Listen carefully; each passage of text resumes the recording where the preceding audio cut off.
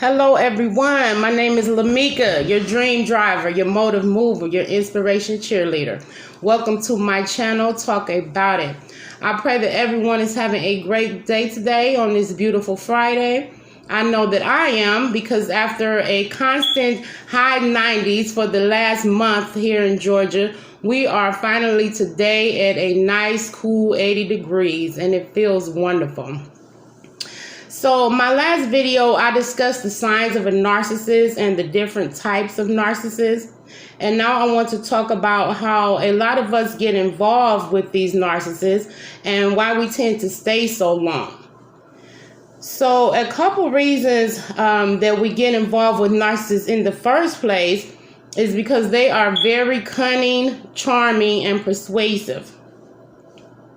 And when first meeting a narcissist, they like to love bomb you. That's just one of their calculated moves in their arsenal of trickery. Love bombing is when you first meet someone and they start to overload you with compliments. They make you feel very important. Then they start to flood your time, always wanting to be with you and go places. They may give you flowers and gifts and cards, and you start to feel like you've been swept off your feet.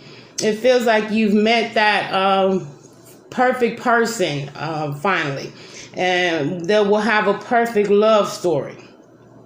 They suffocate you with affection and attention, with calls and beautiful texts, and before you know it, it's been about 4 to 8 weeks and you spend just about every day with this person and it feels perfect.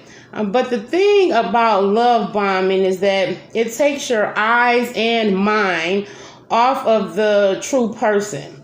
You're blinded to the true character of the person and the reality of the person because of the excitement of it all. Love bombing is basically a distraction.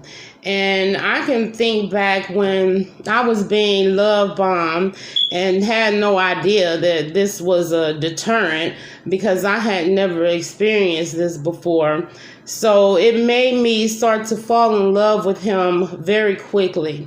The cards, the gifts, the handwritten notes, the calls, the compliments, the always wanted to be with me. It distracted me from focusing on the heart of that person as well as the character of that person. So I was in very deep, very quick.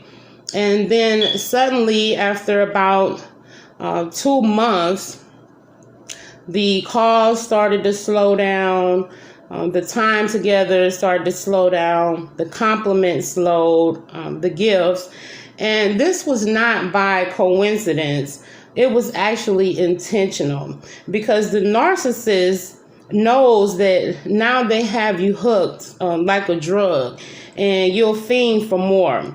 So now when the shortcomings start to show up, then you start to overlook them. It's actually manipulation at its purest form. And then the destabilizing comes. I've never smoked crack, but from what I hear, the people that have, they like to say that when they take that first hit, it's a euphoria. And they continue the addiction because they are chasing that same high to get the feeling of that first hit. And actually, they never get it. So relationship-wise, this is how love bombing is. You will never get those fake emotions back that they portrayed to have for you in the beginning. So that's pretty much just the gist of love bombing. And I'll probably be making another video on love bombing. But today I also want to talk about why we tend to stay involved so long with narcissists. Now, one of the biggest reasons is that a lot of narcissists intentionally form soul ties. And soul ties are when your emotions, mind, and soul are attached to someone else as a result of the opening of the doors of in the spiritual realm. Now, soul ties are demonic powers that will take hold of you, and you won't be able to let go even if you want to. Soul ties are often developed through sex, even though it doesn't always have to be formed through sex, because it's mostly that we develop these ungodly relationships with unyoked spirits. But when they are created through sex with the narcissist will push you beyond your sexual limits. And when you have a soul tie with someone who has previous soul ties with other people, then it's all attached to you, making it very hard to leave and break the demonic ties. They become strongholds, and you begin to feel that you can't live without this person. Now, there's also trauma bonds, and I will go further into soul ties. If you all want to comment that I make a video just on soul ties alone, because I could talk about soul ties for a long time because I myself was in a soul tie relationship. But at any rate, trauma bonds.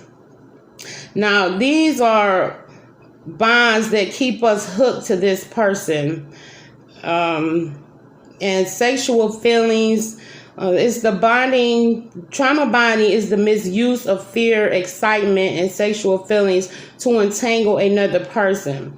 It is a strong emotional attachment between an abused person and their abuser, formed as a result of the cycle of dysfunction or toxicity. We actually become addicted to the hormonal and emotional roller coaster that the abuser puts us on. The high points of the relationship are intoxicating and stimulating, and then the fast drop of the lows make us want to get quickly back to the highs. But it will always be a game for them. They thrive on seeing how high they can take you and how low they can drop you. This is all a game for them. In fact, the whole relationship is a game to the narcissist. They feed off of your pain. I also wanted to say that narcissists are drawn to empaths, and I'll be talking about that in another segment. But my next video will actually be about gaslighting and triangulation. These are two other tactics of the narcissist. So go ahead and hit the subscribe button. Right now, make sure that your bell has all, your notification bell has all on it, so that you won't miss any new videos. And until then, you all be blessed.